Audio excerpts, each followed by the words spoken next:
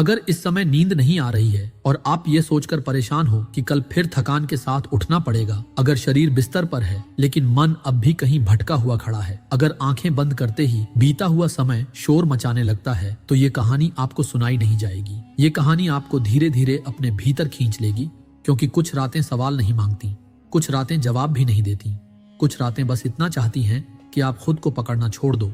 और ठीक ऐसी ही एक रात ने 3 स्त्रियों को एक ही छत के नीचे चुपचाप बैठा रखा था। गांव के आखिरी कोने में मिट्टी का एक घर था जिसकी दीवारों में दरारें थीं, लेकिन उन दरारों से हवा नहीं बल्कि बीते हुए साल झांकते थे। उस घर में 3 बहनें रहती थीं और तीनों के जीवन में एक समान बात थी।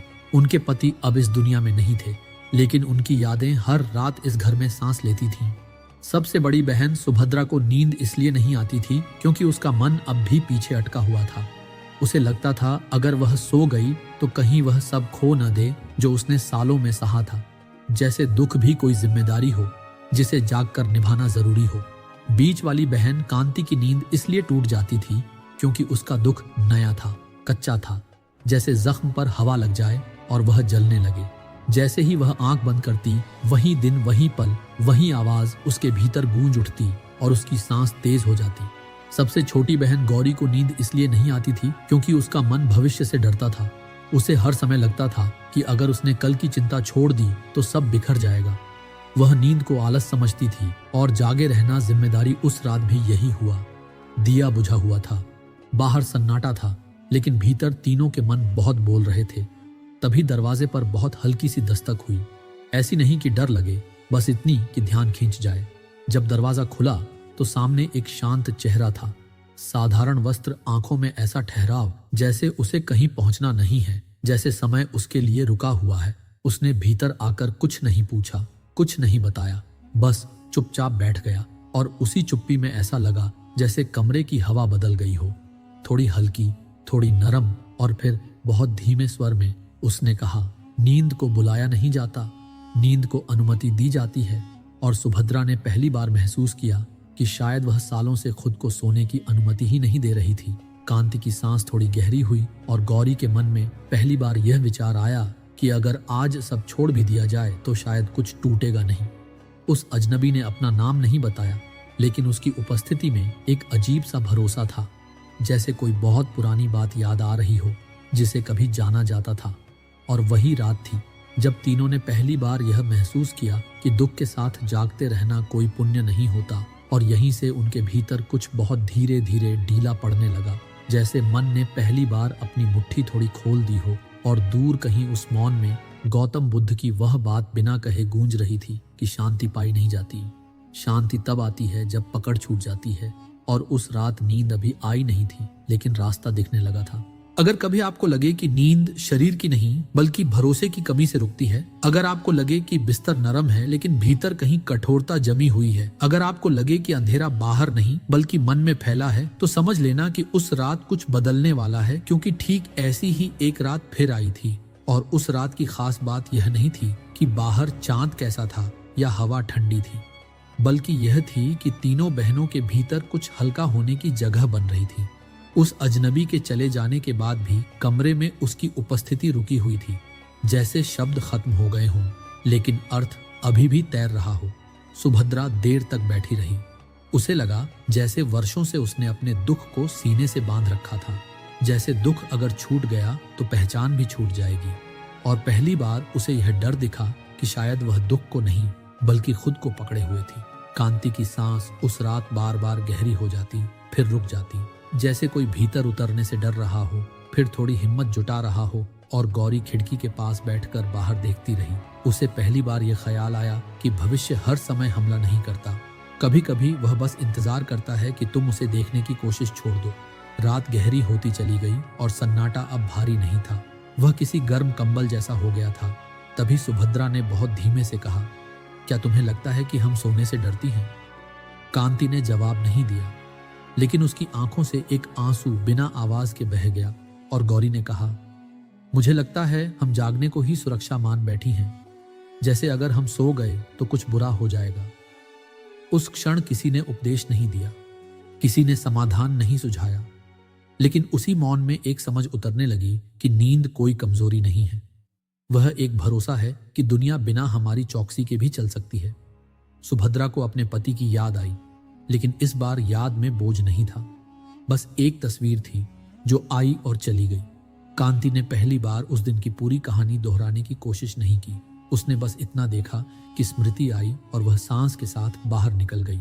गौरी ने पहली बार भविष्य के सवालों को जवाब नहीं दिया। उसने उन्हें आने दिया और जाते हुए देखा, और इस देखने भर से उसके कंधों का भार थोड़ा ढीला पड़ गया। बाहर कहीं दूर कुत्ते भौंक रहे थे, लेकिन भीतर कोई हलचल नहीं थी, जैसे मन ने पहली बार पहरा हटाया हो। और इसी हटते पहरे में एक बहुत पुरानी सीख बिना आवाज के उतर आई। वही सीख जो कभी गौतम बुद्ध ने किसी थके हुए यात्री से कही होगी कि जो स्वयं का मित्र बन जाता है वह रातों से डरना छोड़ देता है। उस रात नींद अब भी पूरी तरह नहीं आई थी, लेकिन पहली बार तीनों बहनों ने यह महसूस किया कि नींद न आना उनकी गलती नहीं थी, और यह एहसास ही वह द्वार था जहां से विश्रांति धीरे धीरे भीतर आने लगती है। और जब उन्होंने करवट बदली तो वह पुरानी बेचैनी नहीं थी, वह बस शरीर की सहज हरकत थी, जैसे कोई नदी अपनी धारा बदल रही हो बिना शोर के। और उसी शांति में रात ने उन्हें इतना दिया कि अगली सुबह कुछ अलग होने वाला था, भले ही किसी ने अभी तक आंखें बंद न की हों। कभी कभी रात इसलिए भारी नहीं होती कि नींद नहीं आती, बल्कि इसलिए भारी होती है क्योंकि मन पहली बार खुद को अकेला पाता है। और जब वर्षों तक दुख शोर बनकर भीतर बोलता रहा हो तो शांति डराने लगती है। और ठीक उसी डर के साथ उस रात तीनों बहनों ने महसूस किया कि कमरे में अब कोई अजनबी नहीं है, लेकिन फिर भी वे अकेली नहीं हैं। सुभद्रा उठकर बाहर आंगन में बैठ गई।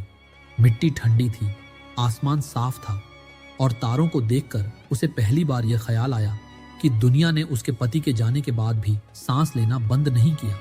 कांति चौखट पर बैठी रही। उसे लगा जैसे उसके भीतर कोई रस्सी ढीली पड़ रही हो जो बरसों से कसकर बांधी गई थी। और गौरी ने चुपचाप दीवार से टेक लगाई। उसे पहली बार यह समझ आया कि जिम्मेदारी और डर में फर्क होता है। डर मन को जकड़ता है, जिम्मेदारी मन को थामती है, और वह अब तक डर को ही जिम्मेदारी समझ बैठी थी। रात आगे बढ़ती गई, लेकिन अब समय काटने जैसा नहीं लग रहा था, जैसे कोई मंजिल तक पहुंचने की जल्दी हो, बल्कि ऐसा लग रहा था जैसे रास्ता खुद चल रहा हो। सुभद्रा ने अचानक कहा, मैंने हमेशा सोचा कि अगर मैं दुख को पकड़े रहूंगी तो मैं अपने जीवन के साथ ईमानदार रहूंगी, लेकिन आज पहली बार मुझे लग रहा है कि शायद मैंने खुद के साथ ही बेईमानी की है। कांति की आंखें भर आईं। उसने कहा, मुझे डर लगता है कि अगर मैं सो गई तो मैं उसे भूल जाऊंगी। और यह कहते ही उसे पहली बार यह एहसास हुआ कि स्मृति और पीड़ा एक चीज नहीं होती। गौरी ने बहुत धीरे से कहा, और मुझे डर लगता है कि अगर मैंने सोने दिया तो कल टूट जाएगा। लेकिन यह कहते कहते उसके भीतर यह सवाल उठा कि क्या कल सच में उसकी चौकसी से टिका हुआ है, या वह बस खुद को जरूरी महसूस कराने का बहाना था। उसी क्षण हवा चली, पत्ते हिले, और एक पल के लिए लगा जैसे किसी ने उन्हें सोने को नहीं कहा, किसी ने आंख बंद करने को नहीं कहा। फिर भी शरीर अपने आप वह मुद्रा ढूंढने लगा जहां उसे लड़ना नहीं पड़ता, जहां वह बस टिक सकता है। और उसी टिकने में एक बहुत सूक्ष्म बात हुई। दुख भागा नहीं, यादें मिटी नहीं, भविष्य खत्म नहीं हुआ, लेकिन उनका भार जैसे नीचे रख दिया गया हो। और उस क्षण यह समझ भीतर उतरी कि नींद कोई पुरस्कार नहीं है। नींद एक अनुमति है जो हम खुद को देते हैं। और उस अनुमति के पहले स्वाद ने तीनों बहनों को भीतर से इतना शांत कर दिया कि चाहे नींद पूरी तरह आई या नहीं, लेकिन वह पुरानी बेचैनी अब लौटने वाली नहीं थी। और इसी शांति में रात ने उन्हें अपनी अगली परत दिखाने के लिए तैयार कर लिया। रात अब अपनी आधी यात्रा पार कर चुकी थी, और घर के भीतर की हवा वैसी नहीं रही थी जैसी पहले थी, जैसे किसी ने बिना दिखाई दिए खिड़की खोल दी हो और भीतर जमी हुई गर्मी धीरे धीरे बाहर जाने लगी हो। सुभद्रा चुपचाप अपनी जगह लेट गई। उसे यह अनुभव नया लगा कि लेटना किसी हार की तरह नहीं, बल्कि विश्राम की तरह महसूस हो सकता है। उसकी पीठ ने पहली बार बिस्तर को पूरी तरह छुआ, और उसे यह ध्यान भी नहीं रहा कि वह कब सीधी से थोड़ी तिरछी हुई, कब उसके हाथ अपने आप ढीले पड़े। उसके भीतर एक पुरानी आदत थी कि सोते समय भी मुट्ठी बंद रहती थी, जैसे कुछ गिर न जाए। लेकिन उस रात उंगलियां अपने आप खुलती चली गईं, और यह खुलना किसी निर्णय से नहीं हुआ, यह बस हुआ। कांति अभी भी बैठी थी, उसकी आंखें बंद थीं, लेकिन नींद नहीं थी, फिर भी बेचैनी भी नहीं थी। उसके भीतर स्मृतियां आ रही थीं, लेकिन अब वे दरवाजा तोड़कर नहीं घुस रही थीं। वे बस बाहर खड़ी थीं, जैसे कोई जानता हो कि भीतर जगह कम है, और वह इंतजार कर सकता है। उसने पहली बार यह महसूस किया कि याद आना और घायल करना एक बात नहीं होती। यादें भी तब शांत हो जाती हैं जब उन्हें साबित करने की जरूरत नहीं पड़ती। गौरी ने आहिस्ता से दीवार का सहारा छोड़ा और लेटते हुए उसने यह नहीं सोचा कि कल क्या करना है। उसने बस इतना महसूस किया कि अभी कुछ करने की जरूरत नहीं है। उसका शरीर वर्षों बाद पहली बार बिना आदेश के ढीला पड़ा और मन ने पहली बार भविष्य की सूची नहीं बनाई। बाहर कहीं किसी पक्षी ने नींद में आवाज की और फिर सब शांत हो गया। उस शांति में कोई विशेष दृश्य नहीं था, कोई दिव्यता नहीं थी, कोई चमक नहीं थी, बस साधारण सा ठहराव था। और यही साधारणपन इतना सच्चा था कि तीनों बहनों के भीतर कुछ पिघलने लगा। सुभद्रा के भीतर यह स्वीकार उतर रहा था कि दुख को ढोना वफादारी नहीं होती। कांति के भीतर यह समझ बैठ रही थी कि प्रेम स्मृति में भी जिंदा रह सकता है बिना पीड़ा के। और गौरी के भीतर यह भरोसा उग रहा था कि दुनिया एक रात उसकी चौकसी के बिना भी संभल सकती है। किसी ने उन्हें यह नहीं सिखाया कि कैसे सोना है, लेकिन उस रात उन्होंने यह सीख लिया कि जागते रहने से जीवन नहीं चलता, जीवन भरोसे से चलता है। और इसी भरोसे के बीच उनकी सांसें लंबी होने लगीं, गहरी नहीं, बस लंबी, जैसे किसी ने समय को फैलाना शुरू कर दिया हो। नींद अभी भी पूरी तरह उतरी नहीं थी, लेकिन उसके पहले की दहलीज साफ दिखने लगी थी। और उस दहलीज पर खड़े होकर उन्हें पहली बार डर नहीं लगा, बल्कि एक अजीब सी परिचित शांति महसूस हुई, जैसे वे इस जगह को पहले भी जानती थीं, बस बहुत समय से भूल गई थीं। और उसी भूल के लौटते ही रात ने उन्हें धीरे से अपनी गोद में खिसकाना शुरू कर दिया, बिना किसी आवाज के, बिना किसी वादे के। रात और गहरी हो चली थी, लेकिन अब वह गहराई डर की नहीं थी, बल्कि किसी पुराने तालाब की तरह स्थिर थी, जहां पानी हिलता नहीं, बस ठहरा रहता है। सुभद्रा की सांसों में एक लय बन गई थी, ऐसी लय जिसे उसने वर्षों से महसूस नहीं किया था। उसके भीतर पहली बार यह अनुभूति आई कि शरीर भी याद रखता है कि कैसे विश्राम करना है। बस मन के शोर में वह स्मृति दब जाती है। कांति की पलकों के पीछे दृश्य अब भी आ रहे थे, लेकिन वे पहले जैसे तीखे नहीं थे। वे किसी दूर के गांव की रोशनी जैसे लग रहे थे, जो दिखती तो है पर आंखों को चुभती नहीं। गौरी ने करवट बदली और उसे यह एहसास हुआ कि करवट बदलना भी अब भागना नहीं रहा, वह बस शरीर की सहज हरकत बन गया था। उस घर में कोई मंत्र नहीं बोला गया, कोई प्रार्थना नहीं हुई, फिर भी भीतर कुछ बहुत गहरा घट रहा था, जैसे वर्षों से कसे हुए गांठें अपने आप ढीली पड़ रही हों। बिना किसी आदेश के, बिना किसी प्रयास के सुभद्रा के भीतर एक स्मृति उठी, उसके पति की हंसी जिसमें कोई पीड़ा नहीं थी। और यह पहली बार था जब वह हंसी बिना पछतावे के आई। उसने उसे रोकने की कोशिश नहीं की और न ही पकड़ कर रखने की, और उसी न पकड़ने में वह स्मृति आई और चली गई। कांति ने महसूस किया कि उसकी छाती पर जो भारीपन रहता था वह अब पहले जितना नहीं है, जैसे किसी ने भीतर से थोड़ा भार निकाल लिया हो। उसने पहली बार यह माना कि दुख को याद रखने के लिए दुख में डूबे रहना जरूरी नहीं होता। गौरी के मन में कल की योजनाएं आईं, लेकिन वे कागज की तरह हल्की थीं। उनमें डर की स्याही नहीं थी, और पहली बार उसे यह भरोसा हुआ कि भविष्य हर समय परीक्षा नहीं लेता। कभी कभी वह बस इंतजार करता है कि तुम उसे पकड़ना छोड़ दो।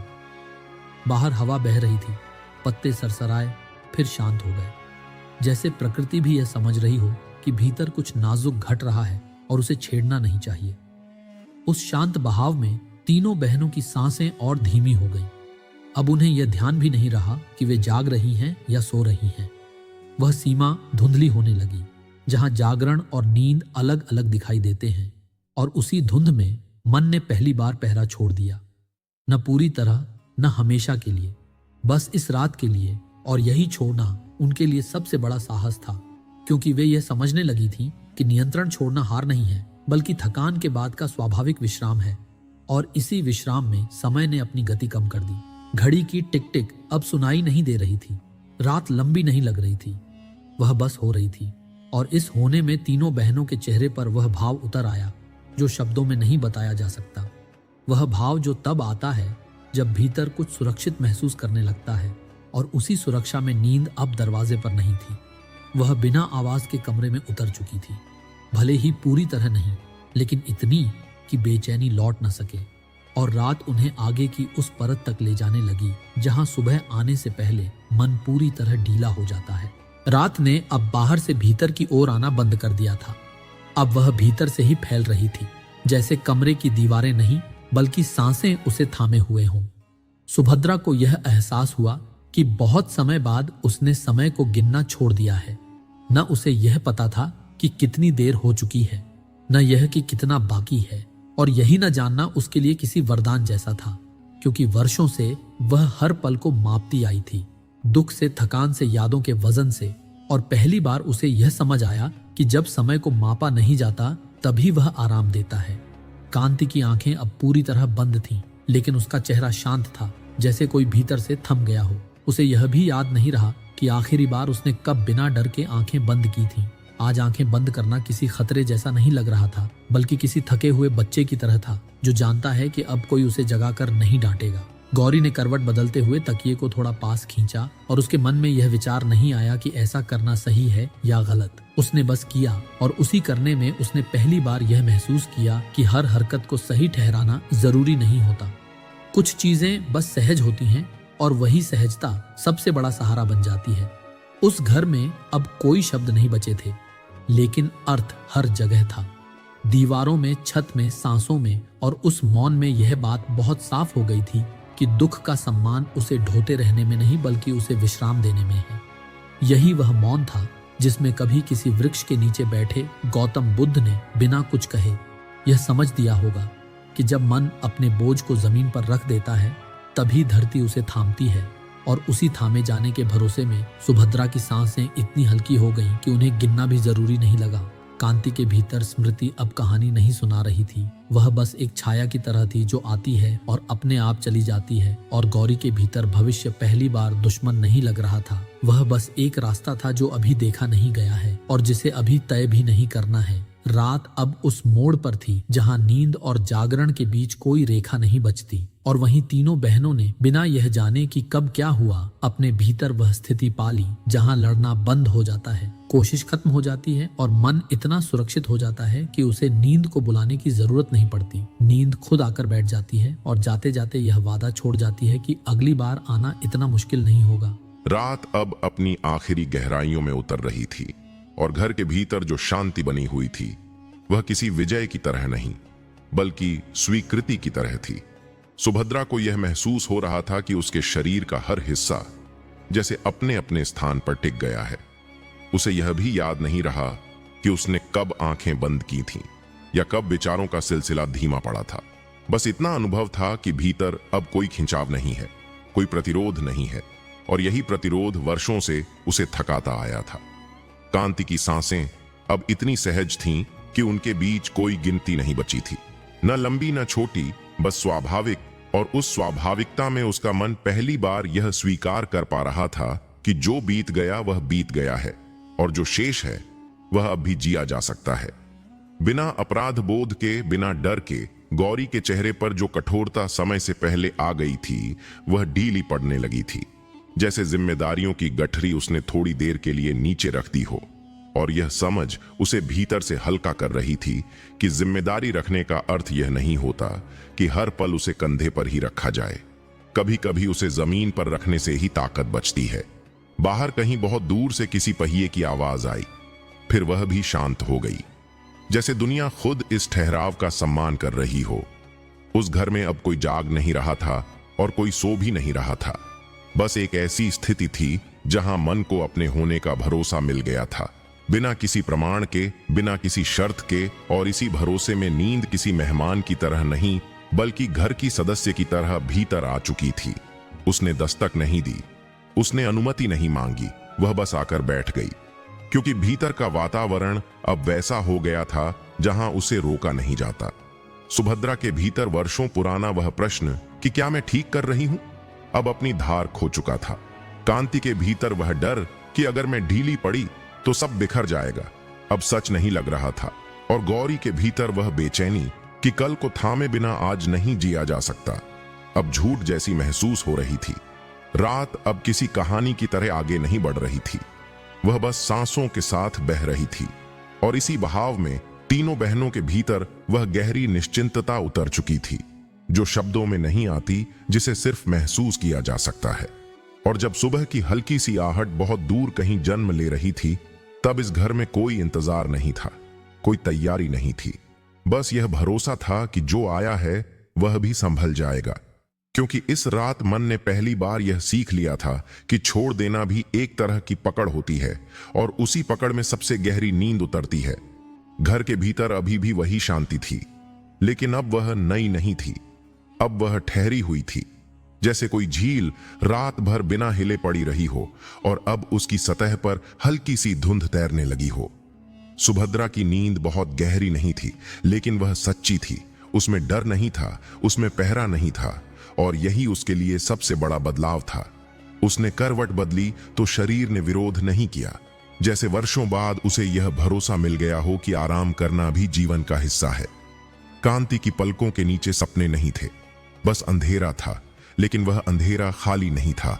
उसमें एक नरमी थी, जैसे मन ने खुद को पहली बार इतना खाली होने दिया हो कि कुछ भरने की जल्दी ना हो। गौरी की सांसें अब तेज नहीं थीं और न ही गिनी हुई थीं, वे बस चल रही थीं, और इसी चलने में उसका मन पहली बार भविष्य को छोड़े बिना वर्तमान में टिक पाया था। बाहर कहीं बहुत हल्की सी रोशनी जन्म ले रही थी, लेकिन वह सुबह की घोषणा नहीं कर रही थी। वह बस ये बता रही थी कि रात ने अपना काम कर लिया है। उस घर में कोई अचानक नहीं जागा, कोई चौंक कर नहीं उठा, बस एक एक करके शरीर ने संकेत दिए कि विश्राम पूरा हो चुका है। सुभद्रा ने आंखें खोली तो छत वहीं थी, दरारें वहीं थीं, लेकिन उसे यह महसूस नहीं हुआ कि ये दरारें किसी कमी का संकेत हैं, बल्कि उसे लगा जैसे इन्हीं दरारों से हवा भीतर आती है। कांति बैठी और उसे यह आश्चर्य हुआ कि उसके भीतर वह भारीपन नहीं है जो हर सुबह उसके साथ उठता था, और यह खालीपन उसे डराने की जगह राहत दे रहा था। गौरी ने उठते हुए यह नहीं सोचा कि आज कितना काम है, उसने बस इतना महसूस किया कि वह खड़ी हो सकती है, और यह साधारण सा एहसास उसके लिए बहुत बड़ा था। उस सुबह किसी ने कुछ कहा नहीं, फिर भी तीनों के बीच एक समझ थी कि रात ने उन्हें कुछ दिया है। कोई समाधान नहीं, कोई वादा नहीं, बस यह अनुभव कि मन अगर थोड़ा ढीला पड़े तो जीवन अपने आप सहारा देने लगता है। सुभद्रा ने मन ही मन स्वीकार किया कि दुख के साथ जीना और दुख में जीना अलग अलग बातें हैं। कांति ने पहली बार यह महसूस किया कि स्मृति को सम्मान देने के लिए खुद को घायल रखना जरूरी नहीं होता, और गौरी ने पहली बार यह माना कि भविष्य की चिंता छोड़ने से भविष्य नाराज नहीं होता। उस घर में अब कोई साधु नहीं था, कोई आवाज नहीं थी, लेकिन रात की वह शांति अब उनकी अपनी बन चुकी थी, और यही सबसे बड़ी बात थी, क्योंकि जो शांति उधार की होती है वह सुबह टूट जाती है, लेकिन जो भीतर से उगती है वह जागने के बाद भी बनी रहती है। और इसी बनी हुई शांति के साथ दिन ने धीरे से उस घर में कदम रखा, बिना शोर के, बिना आदेश के, जैसे जानता हो कि यहां अब किसी को जगाने की जरूरत नहीं है। जब कोई रात भीतर से पूरी हो जाती है तो उसका असर सुबह की रोशनी में नहीं बल्कि मन की चाल में दिखता है, और उस दिन भी ऐसा ही हुआ। उस घर में सूरज वैसे ही उगा जैसे हर दिन उगता है, वही किरणें, वही आंगन, वही मिट्टी की दीवारें, लेकिन तीनों बहनों के भीतर कुछ ऐसा बदल चुका था जिसे कोई बाहर से देखकर नहीं बता सकता। सुभद्रा ने जब पानी का घड़ा उठाया तो उसे अपने कंधों पर वर्षों पुराना बोझ महसूस नहीं हुआ, जैसे शरीर को पहली बार यह भरोसा हो गया हो कि हर दिन अपने आप संभल सकता है। कांति जब चूल्हे के पास बैठी तो उसके मन में वह पुरानी घबराहट नहीं आई कि दिन कैसे कटेगा। उसने बस आग जलाई और यह साधारण सा काम उसे असाधारण शांति दे गया। गौरी ने बाहर झाड़ू लगाते हुए पहली बार यह नहीं सोचा कि आगे क्या होगा। उसने बस झाड़ू लगाई और धूल को उड़ते देखा, और उसी उड़ती धूल में उसे यह समझ आया कि हर चीज को थामे रखना जरूरी नहीं, कुछ चीजें जाने के लिए ही होती हैं। उस दिन तीनों ने बहुत कम बात की, लेकिन उनके मौन में डर नहीं था, उसमें भरोसा था, ऐसा भरोसा जो बिना किसी शपथ के जन्म लेता है। सुभद्रा ने अपने भीतर यह स्वीकार किया कि वह दुख से बड़ी है, कांति ने यह माना कि वह स्मृति से छोटी नहीं है, और गौरी ने यह जाना कि वह भविष्य की कैदी नहीं है। और यही तीनों स्वीकार उन्हें भीतर से इतना स्थिर कर चुके थे कि दिन उनके ऊपर नहीं गिर रहा था बल्कि उनके साथ चल रहा था। किसी ने आकर उन्हें यह नहीं बताया कि यह सब कैसे हुआ, कोई चमत्कार नहीं हुआ, कोई वरदान नहीं मिला, बस एक रात मन ने लड़ना छोड़ दिया, और वही छोड़ना जीवन का सबसे बड़ा मोड़ बन गया। और अगर आप यह कहानी यहां तक सुन रहे हैं तो शायद आपके भीतर भी कुछ वैसा ही ढीला पड़ा होगा। शायद आपकी सांसें भी थोड़ी सहज हो गई हों, शायद मन ने भी थोड़ी देर के लिए पहरा हटाया हो। और अगर ऐसा हुआ है तो यह कहानी सफल हो गई, क्योंकि इसका उद्देश्य आपको कुछ सिखाना नहीं था। इसका उद्देश्य बस यह याद दिलाना था कि आप सुरक्षित हैं, कि आपको हर समय मजबूत बने रहने की जरूरत नहीं, कि कभी कभी सबसे बड़ा साहस होता है खुद को विश्राम की अनुमति देना। और अगर इस कहानी ने आपके भीतर थोड़ी सी भी शांति छोड़ी है तो इसे यहीं खत्म मत होने दीजिए। इस चैनल अकेला व्यक्ति हर बार पर ऐसी ही कहानियां आती रहती हैं, जो शोर नहीं करती, जो डर नहीं दिखाती, जो बस भीतर की थकान को धीरे से उतार देती हैं। इसलिए अगर आप चाहते हैं कि ऐसी रातें बार बार मिलती रहें तो चैनल को लाइक करें, सब्सक्राइब करें और इस कहानी को किसी एक ऐसे व्यक्ति तक जरूर पहुंचाएं जिसकी नींद अक्सर रास्ते में अटक जाती है, क्योंकि कभी कभी किसी एक कहानी का पहुंचना किसी के लिए बहुत बड़ी राहत बन जाता है। और जाते जाते बस एक बात याद रखिए, जिसे कभी गौतम बुद्ध ने कहा था, शांति बाहर से नहीं आती, शांति तब आती है जब मन संघर्ष करना छोड़ देता है। और जब मन संघर्ष छोड़ देता है तब नींद अपने आप रास्ता ढूंढ लेती है। नींद इसलिए नहीं आती क्योंकि शरीर थका नहीं है। यह बात लगभग हर इंसान को गलत लगती है, लेकिन यही सबसे बड़ा सच है। शरीर तो रोज थकता है, खेत में काम करने वाला भी थकता है, दफ्तर में बैठने वाला भी थकता है, मोबाइल चलाने वाला भी थकता है। फिर भी रात को बिस्तर पर लेटते ही अगर नींद नहीं आती तो उसका कारण शरीर नहीं होता, कारण होता है मन, और मन की थकान शरीर की थकान से अलग होती है। शरीर की थकान चलने से, उठने से, काम करने से होती है, लेकिन मन की थकान पकड़ने से होती है। हर बात को पकड़े रहने से, हर विचार को संभाल कर रखने से, हर डर को सीने से लगाए रखने से। और जब रात आती है तो शरीर तो कहता है अब बस लेट जाओ, लेकिन मन कहता है अभी नहीं, अभी खतरा टला नहीं, अभी सब ठीक नहीं हुआ, अभी कुछ छूट गया है। और यही अभी शब्द नींद का सबसे बड़ा दुश्मन बन जाता है। विज्ञान इसे बहुत साफ भाषा में बताता है। मन के भीतर एक प्रणाली होती है जो हर क्षण यह जांचती रहती है कि मैं सुरक्षित हूं या नहीं। अगर मन को जरा सा भी लगे कि कुछ अधूरा है, कुछ अनिश्चित है, कुछ ऐसा है जिस पर मेरा नियंत्रण नहीं है, तो वह शरीर को संकेत भेजता है कि अब भी ढीला मत पड़ो, क्योंकि ढीला पड़ना खतरे को बुलाना है। यही कारण है कि बिस्तर पर लेटते ही विचार तेज हो जाते हैं। दिन भर जो बातें शांत रहती हैं वही रात में शोर बन जाती हैं, क्योंकि दिन में मन व्यस्त रहता है, लेकिन रात में मन अकेला रह जाता है। और अकेला मन वही करता है जिसकी उसे आदत होती है, पकड़ना, सोचना, गिनना, डरना, भविष्य बनाना, अतीत दोहराना। और यही आदतें नींद को रोकती हैं। बुद्ध ने हजारों साल पहले यह बात बिना विज्ञान के शब्दों के कही थी, लेकिन अर्थ वही था। गौतम बुद्ध कहते थे, मन तब तक शांत नहीं होता जब तक वह पकड़ छोड़ना नहीं सीख लेता। और पकड़ केवल वस्तुओं की नहीं होती, पकड़ विचारों की होती है, पकड़ पहचान की होती है, पकड़ सही गलत की होती है, पकड़ उस जिम्मेदारी की होती है जिसे हमने अपने ऊपर अनावश्यक रूप से लाद लिया है। और रात में जब कोई देखने वाला नहीं होता, कोई साबित करने वाला नहीं होता, तब भी हम भीतर ही भीतर पहरा देते रहते हैं। जैसे अगर हमने एक पल के लिए भी छोड़ दिया तो सब टूट जाएगा, लेकिन यह टूटने का डर ही सबसे बड़ा भ्रम है। विज्ञान कहता है कि नींद आने के लिए शरीर को यह संदेश मिलना जरूरी है कि अब कोई खतरा नहीं है।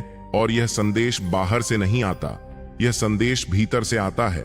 जब मन यह स्वीकार कर लेता है कि अभी कुछ करने की जरूरत नहीं है, अभी कुछ साबित करने की जरूरत नहीं है, अभी कुछ पकड़ कर रखने की जरूरत नहीं है, तब जाकर शरीर अपने आप ढीला पड़ता है, सांसें लंबी होती हैं, दिल की धड़कन धीमी होती है और नींद उतरती है।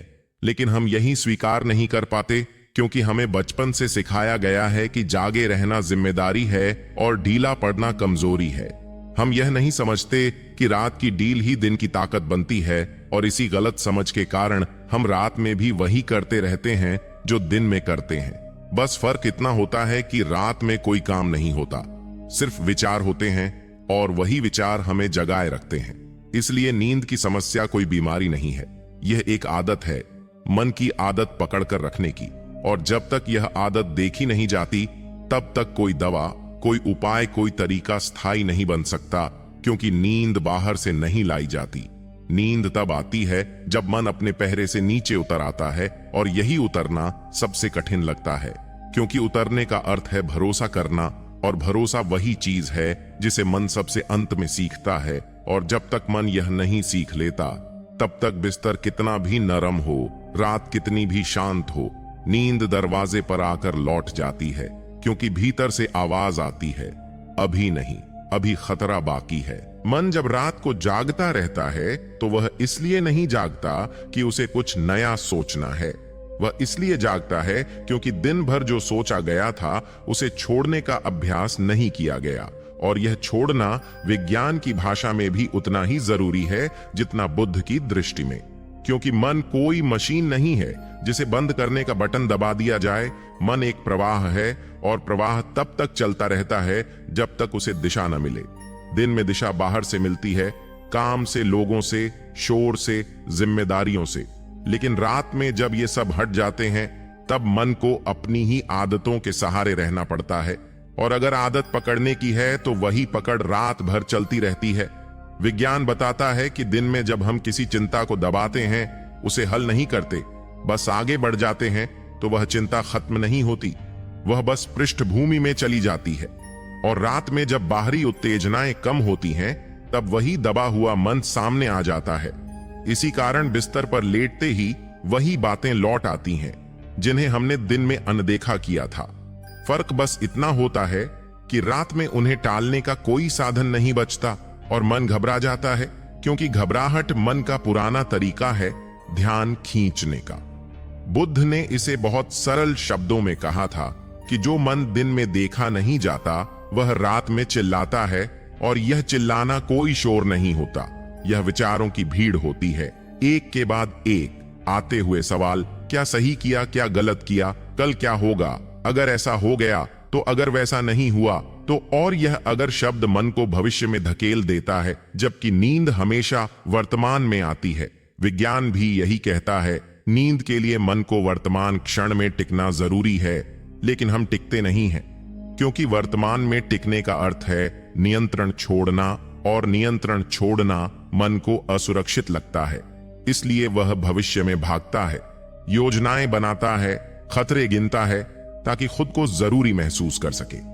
बुद्ध ने इसे अहंकार नहीं बल्कि डर कहा था। डर कि अगर मैं पहरा छोड़ दूंगा तो कुछ टूट जाएगा, जबकि सच्चाई यह है कि जो चीजें हमारे पहरे पर टिकी होती हैं वे पहले से ही कमजोर होती हैं, और जो चीजें स्वाभाविक होती हैं वे बिना पहरे के भी चलती हैं। विज्ञान बताता है कि जब मन लगातार भविष्य या अतीत में भटकता है तो शरीर को यह संदेश जाता है कि अभी सतर्क रहना है, और सतर्कता की अवस्था में नींद संभव नहीं होती, क्योंकि नींद विश्राम की अवस्था है, और विश्राम तभी आता है जब खतरा समाप्त माना जाए। लेकिन खतरा वास्तविक नहीं होता, खतरा विचारों का होता है, और विचार तब तक खतरा बने रहते हैं जब तक उन्हें सच मान लिया जाए।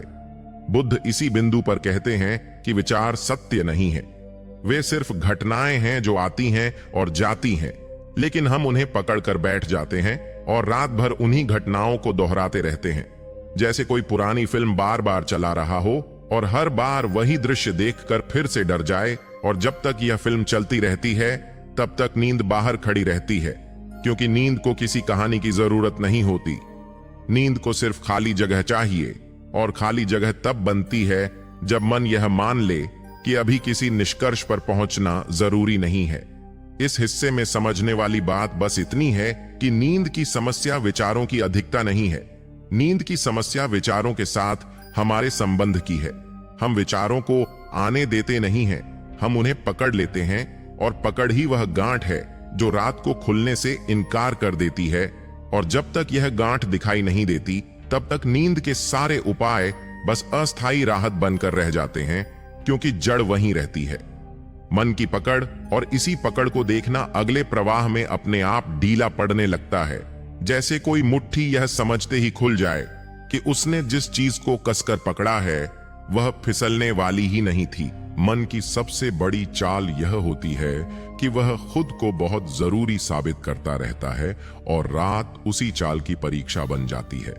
दिन में मन कहता है, अगर मैं सोचूंगा नहीं तो गलती हो जाएगी, अगर मैं डरूंगा नहीं तो तैयारी कैसे होगी, अगर मैं सब कुछ नियंत्रित नहीं करूंगा तो लोग क्या कहेंगे। और हम इन बातों को समझदारी मान लेते हैं, लेकिन रात जब आती है तो वही समझदारी बोझ बन जाती है, क्योंकि रात किसी योजना को नहीं मानती। रात सिर्फ यह देखती है कि क्या भीतर तनाव है, और अगर है तो वह नींद को रोक देती है।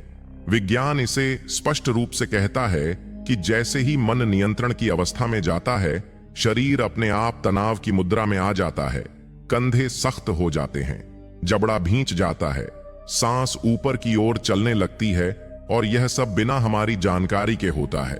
हमें लगता है कि हम बस सोच रहे हैं, लेकिन शरीर सोच नहीं रहा होता।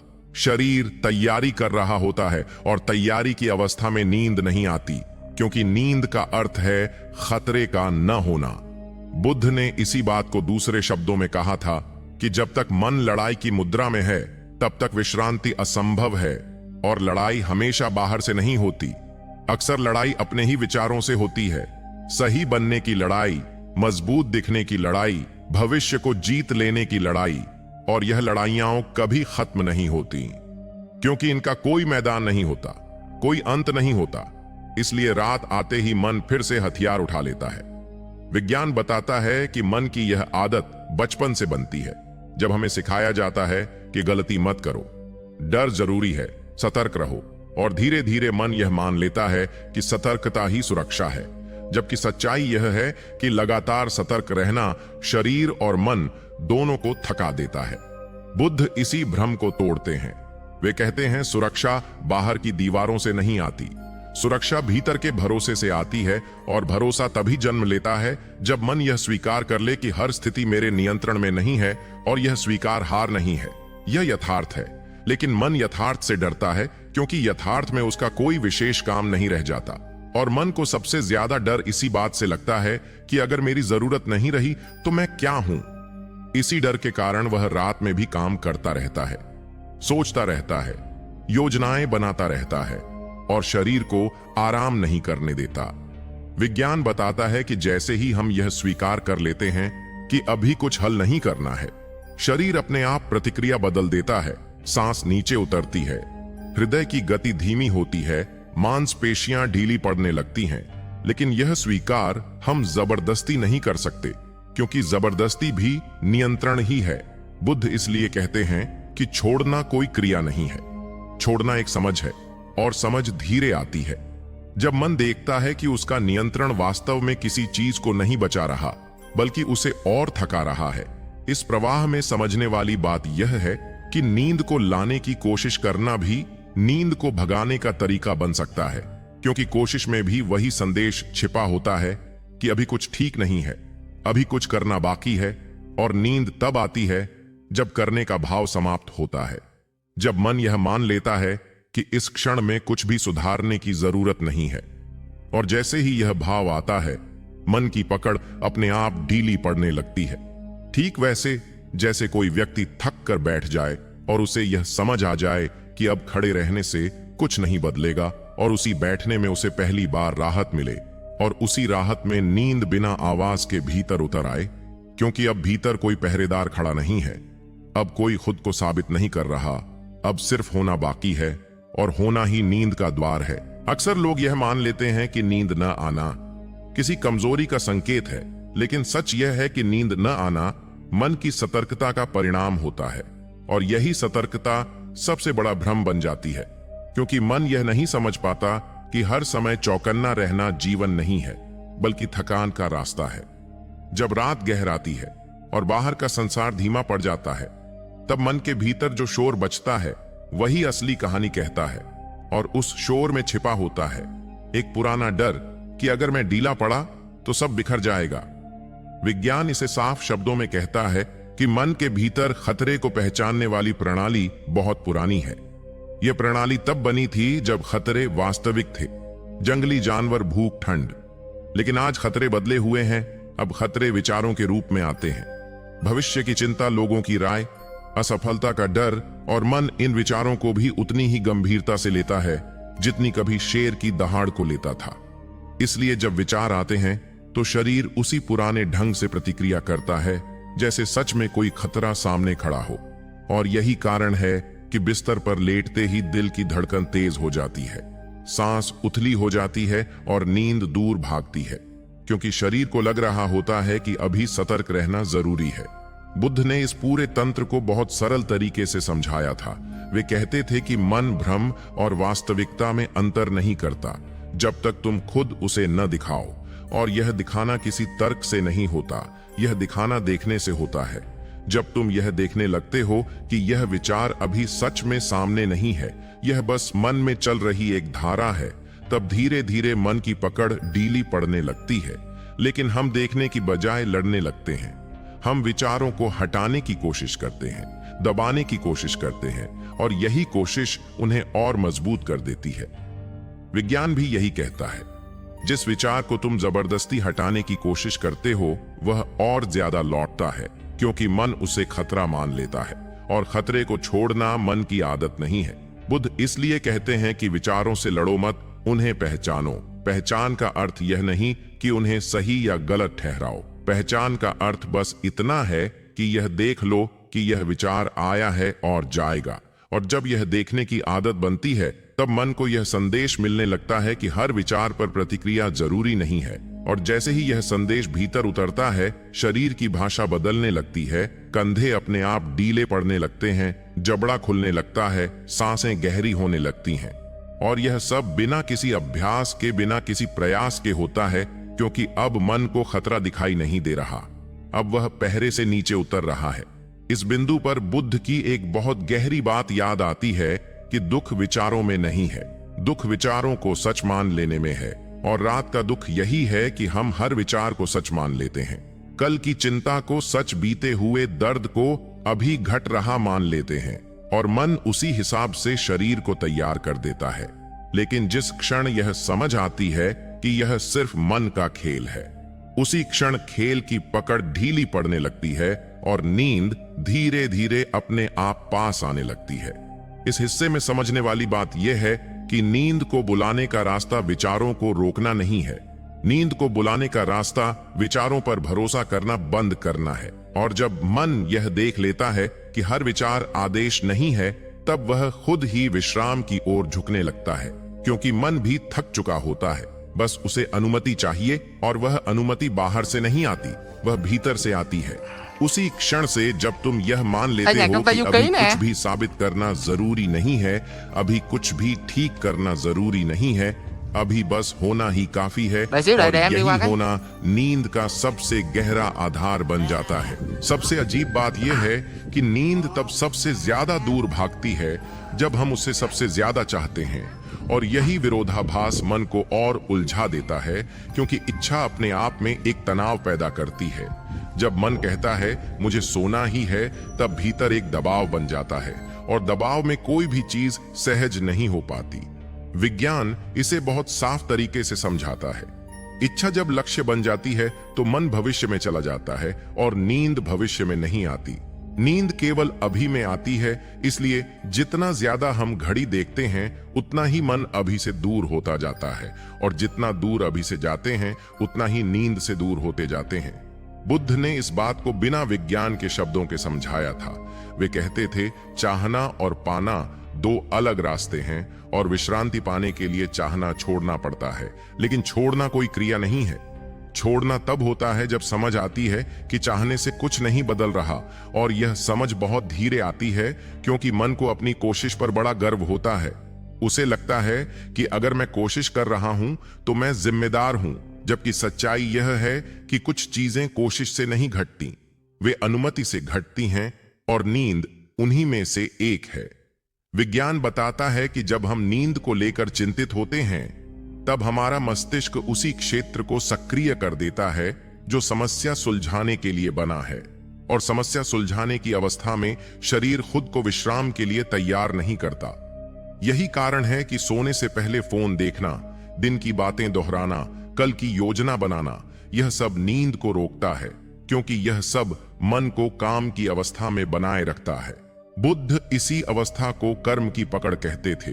कर्म केवल बाहर का काम नहीं होता, कर्म भीतर की सक्रियता भी होती है, और जब तक यह सक्रियता चलती रहती है तब तक मन शांत नहीं होता।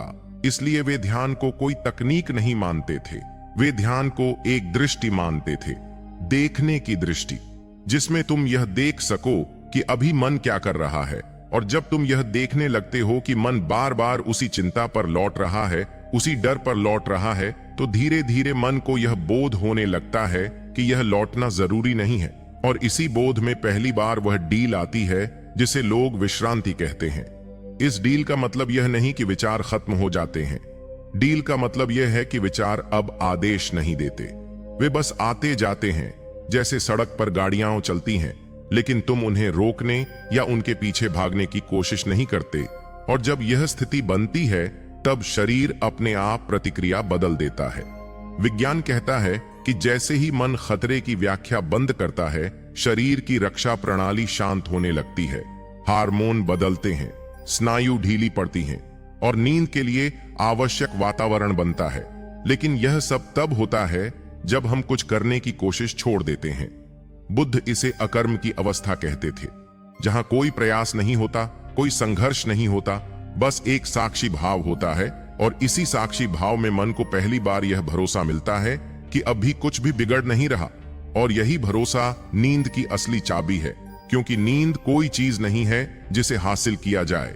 नींद एक स्थिति है जो तब पैदा होती है जब भीतर का तनाव समाप्त हो जाता है, और तनाव तब समाप्त होता है जब मन यह मान लेता है कि इस क्षण में कुछ भी बदलने की जरूरत नहीं है। और जैसे ही यह मान्यता आती है, वैसे ही नींद बिना शोर के, बिना सूचना के भीतर उतर आती है, जैसे कोई पुराना मित्र जो तब आता है जब घर का दरवाजा खुला हो लेकिन बुलाया न गया हो। अंत में बात बहुत सीधी रह जाती है, और यही सीधी बात सबसे ज्यादा देर से समझ आती है कि नींद कोई समस्या नहीं है। नींद एक संकेत है, संकेत इस बात का कि मन किस अवस्था में है।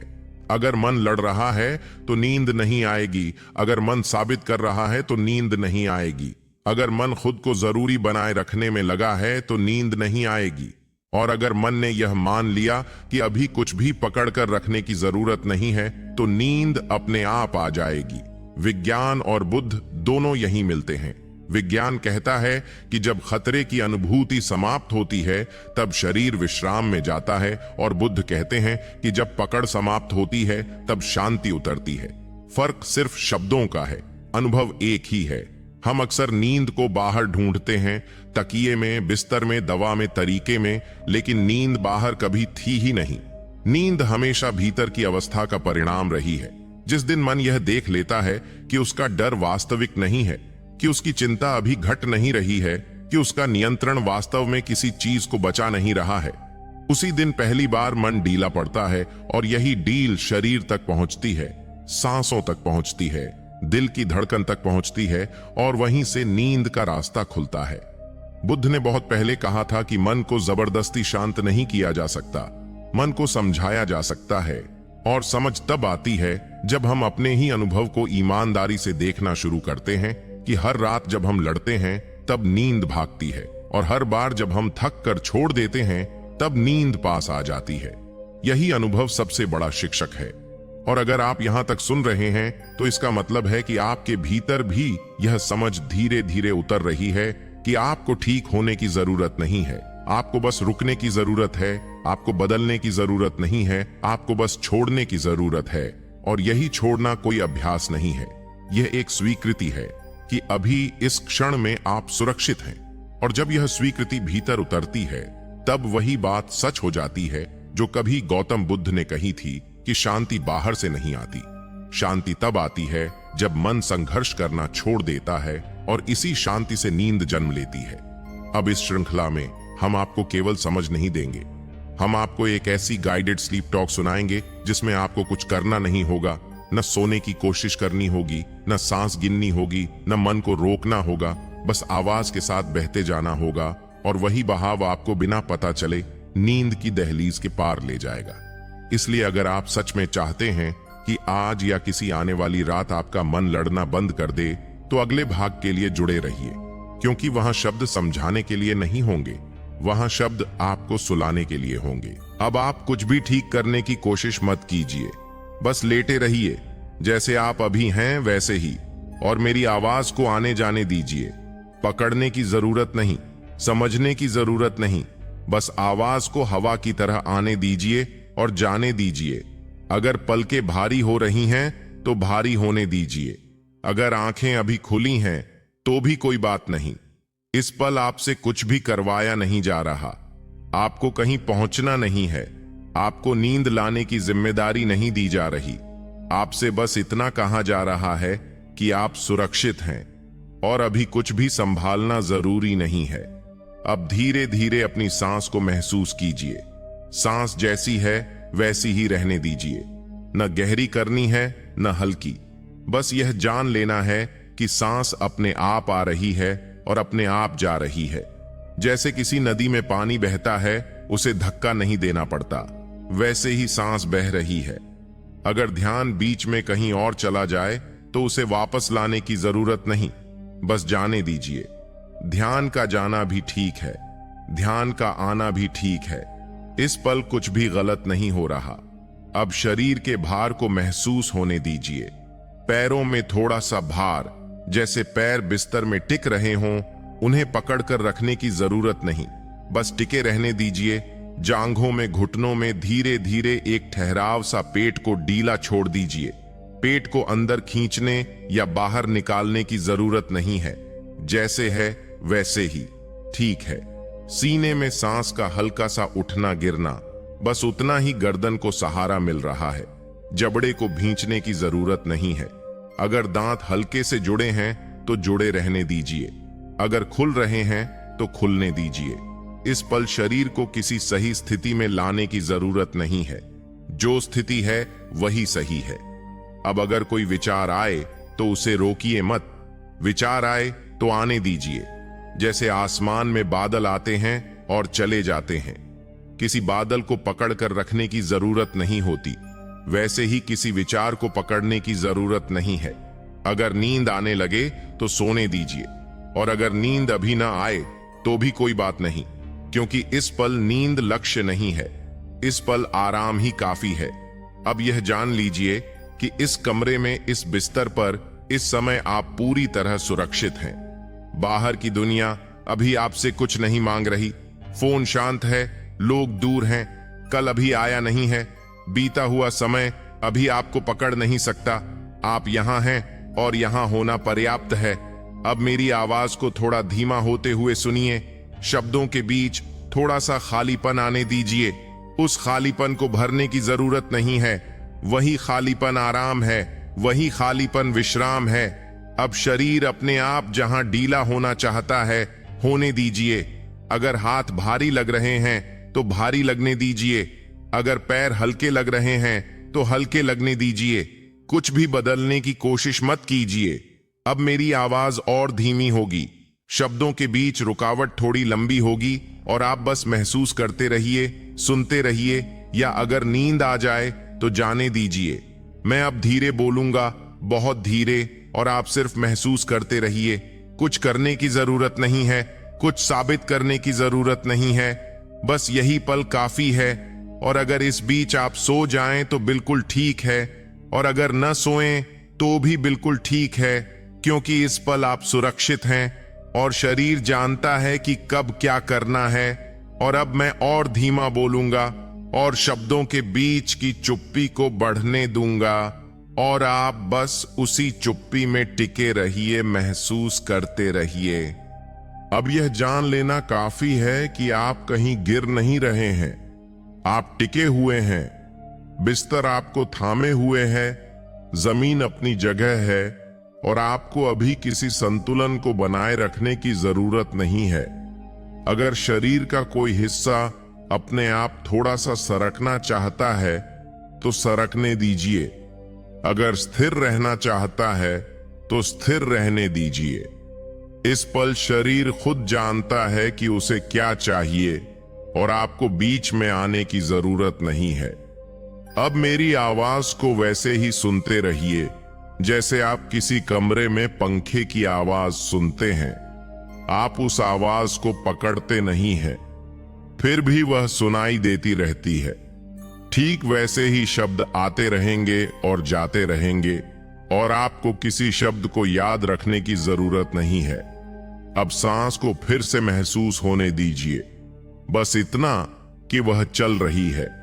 सांस का रास्ता जानने की जरूरत नहीं, बस यह जानना काफी है कि शरीर अपने आप सांस ले रहा है, जैसे उसने हमेशा लिया है, बिना आपसे पूछे, बिना आपसे मेहनत करवाए।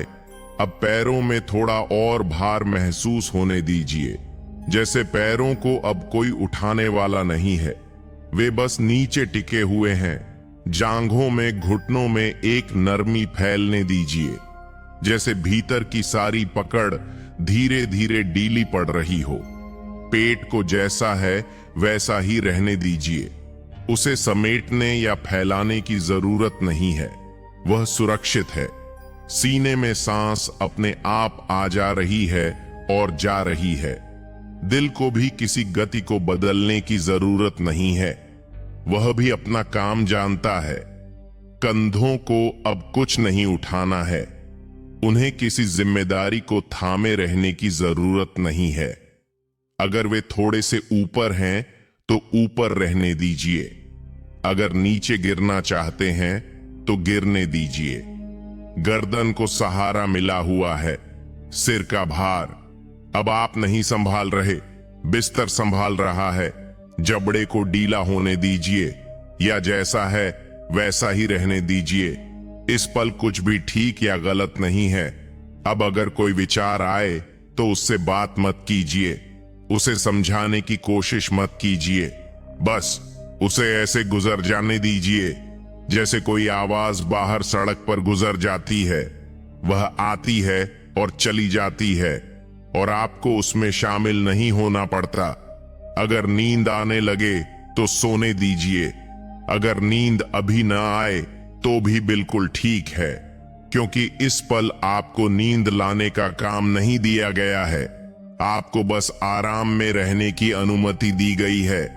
अब यह महसूस कीजिए कि इस कमरे में इस समय कोई खतरा नहीं है, कोई आपको बुला नहीं रहा, कोई आपसे कुछ मांग नहीं रहा। बाहर की दुनिया अभी दूर है और भीतर की दुनिया को अभी कुछ साबित नहीं करना है। आप सुरक्षित हैं, यह जानना ही काफी है। अब मेरी आवाज थोड़ी और धीमी हो जाएगी, शब्दों के बीच थोड़ा और खालीपन आएगा और आप उस खालीपन को भरने की कोशिश मत कीजिए।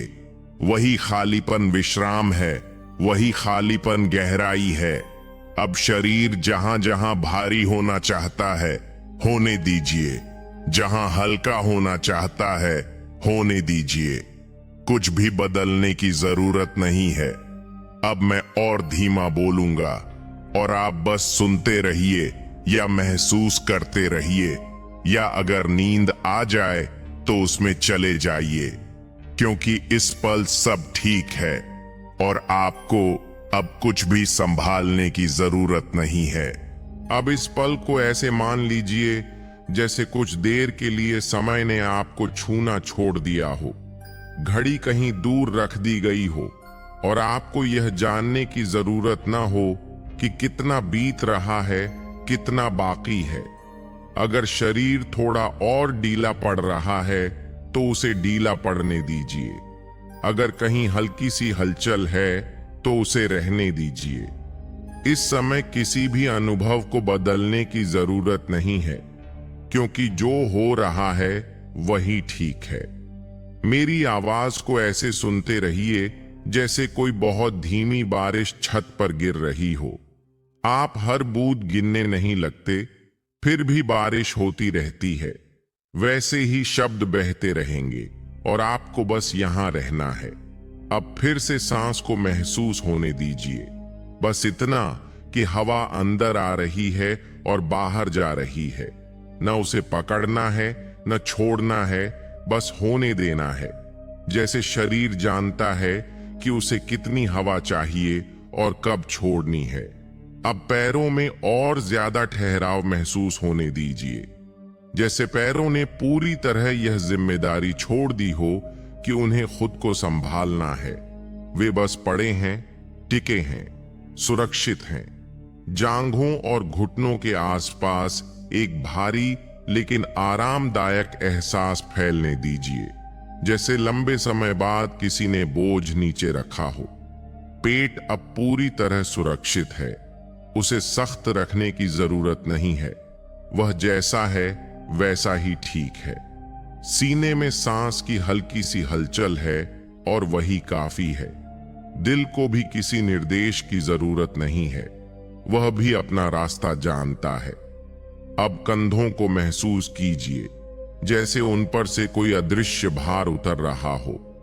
अगर वह भार पूरी तरह न उतरे तो भी कोई बात नहीं, थोड़ा सा उतरना भी काफी है।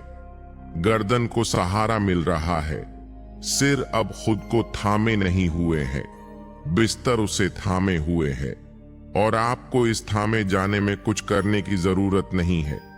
जबड़ा अगर हल्का सा खुलना चाहता है तो खुलने दीजिए, अगर बंद है तो बंद रहने दीजिए। इस पल कोई सही मुद्रा नहीं है, जो है वही सही है। अब अगर कोई विचार आए तो उसे पहचानने की भी जरूरत नहीं है, बस उसे ऐसे गुजर जाने दीजिए जैसे कोई दूर की ट्रेन की आवाज आती है और चली जाती है। आप ट्रेन में बैठ नहीं जाते, आप बस जानते हैं कि आवाज आई और गई। अगर नींद धीरे धीरे पास आ रही है तो उसे आने दीजिए, और अगर अभी दूर है तो भी बिल्कुल ठीक है, क्योंकि इस पल आप सोने की कोशिश नहीं कर रहे, आप बस आराम की अनुमति में हैं। अब यह जानना काफी है कि इस कमरे में इस समय आप सुरक्षित हैं, बाहर की आवाजें दूर हैं, भीतर कोई खतरा नहीं है, कोई निर्णय नहीं है, कोई अपेक्षा नहीं है। आप बस हैं और यही होना पर्याप्त है। अब मेरी आवाज और धीमी होती जाएगी, शब्दों के बीच रुकावट थोड़ी लंबी होगी और आप उस रुकावट में कुछ भरने की कोशिश मत कीजिए। वही रुकावट गहराई है, वही विश्राम है। अब शरीर जहां चाहता है वहां आराम करने दीजिए, और अगर बीच में कहीं नींद आ जाए तो उसमें बिना सोचे चले जाइए, और अगर न आए तो भी इसी ठहराव में बने रहिए, क्योंकि इस पल कुछ भी गलत नहीं हो रहा है, सब अपने आप संभल रहा है। और मैं अब और धीरे बोलूंगा और आप बस महसूस करते रहिए। अब इस आखिरी हिस्से में भी कुछ नया करने की जरूरत नहीं है, आप पहले से ही उसी जगह पर हैं जहां आपको होना चाहिए। अगर आंखें बंद हैं तो बंद रहने दीजिए, अगर खुली हैं तो भी कोई बात नहीं। शरीर जानता है कि उसे कब क्या करना है और आपको उसकी देखरेख करने की जरूरत नहीं है। मेरी आवाज को अब और हल्का होने दीजिए, जैसे वह कमरे में तैर रही हो, आती हो, जाती हो, और आपको उसे पकड़ने की जरूरत ना पड़े। अगर कभी शब्द टूट जाए या छूट जाए तो भी ठीक है, क्योंकि इस समय अर्थ जरूरी नहीं है, सिर्फ एहसास काफी है। अब फिर से बस इतना महसूस कीजिए कि सांस चल रही है, बिना किसी दिशा के, बिना किसी कोशिश के। हवा अंदर आ रही है, बाहर जा रही है, और आप उसके बीच कहीं टिके हुए हैं। पैरों में अब पूरी तरह का भार रहने दीजिए, जैसे पैरों ने तय कर लिया हो कि अब उन्हें उठना नहीं है। जांघों में, घुटनों में एक स्थिरता है जो गहरी नहीं, बस भरोसे जैसी है। पेट नरम है, सुरक्षित है, उसे कसकर रखने की जरूरत नहीं। सीने में हल्की सी हलचल है और वही जीवन का संकेत है कंधों पर। अब कुछ भी नहीं रखा हुआ। अगर थोड़ा सा तनाव बचा भी है तो उसे भी रहने दीजिए, उसे हटाने की जरूरत नहीं है। गर्दन को सहारा मिला हुआ है, सिर का पूरा भार अब बिस्तर उठा रहा है और आपको कुछ संभालने की जरूरत नहीं है। जबड़ा अपने आप ढीला पड़ सकता है या जैसा है वैसा ही रह सकता है। इस पल कोई सही या गलत नहीं है। अब अगर कोई विचार आए तो उसे ऐसे जाने दीजिए जैसे कोई पत्ता पानी पर बह जाता है। ना आप उसे पकड़ते हैं, न धक्का देते हैं, बस बहने देते हैं। अगर नींद आ रही है तो उसे आने दीजिए, और अगर नहीं आ रही तो भी कोई बात नहीं, क्योंकि आप सही जगह पर हैं, सुरक्षित हैं, और यही काफी है। अब मेरी आवाज और धीमी हो जाएगी, शब्दों के बीच चुप्पी थोड़ी लंबी होगी, और आप उस चुप्पी में बस टिके रहिए, महसूस करते रहिए, या अगर नींद आ जाए तो उसमें चले जाइए। और अगर आप अभी भी सुन रहे हैं तो बस इतना याद रखिए कि इस चैनल पर ऐसी ही शांत आवाजें और गाइडेड स्लीप टॉक्स मिलती रहती हैं।